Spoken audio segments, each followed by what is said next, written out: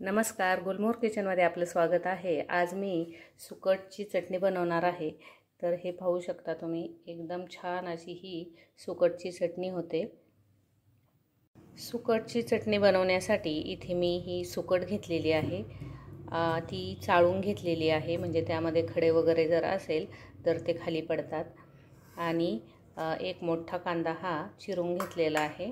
आता सुरुवातीला ही जी सुकट आहे ती कढईमध्ये भाजून घ्यायची आहे।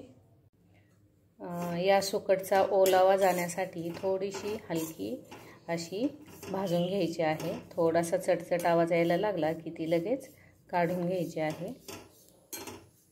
जास्त वेळ ठेवायची नाही आहे ती।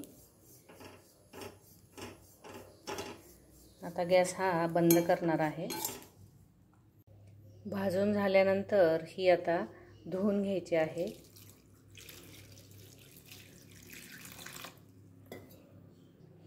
एका पाण्यात धुतली तरी चालू शकते। आता ही अशी रोळून घ्यायची आहे।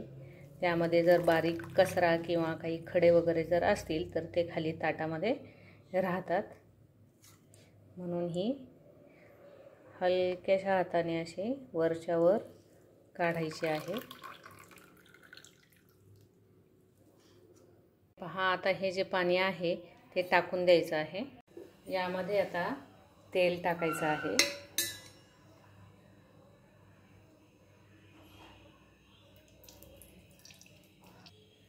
तेल तापल्यावर हा कांदा परतून घ्यायचा आहे। गुलाबी सर असा हा कांदा परतायचा आहे।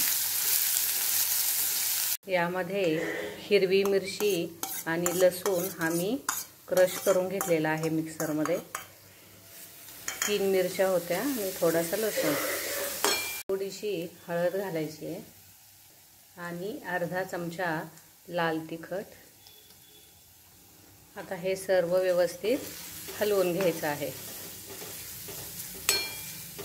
हे परतून झाल्यानंतर जी सुकट धुवून घेतलेली होती ती यामध्ये आता घालायची आहे।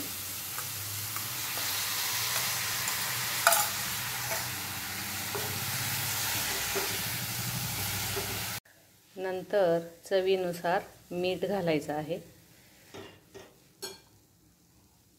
आणि 5 मिनिट ही व्यवस्थित परतून घ्यायची आहे। गॅस हा मीडियम करायचा आहे। 5 मिनिटांनंतर गॅस हा बंद करायचा आहे आता। आणि हे पाहू शकता तुम्ही, या प्रकारे ही सुकटीची चटणी आता करून तयार झालेली आहे।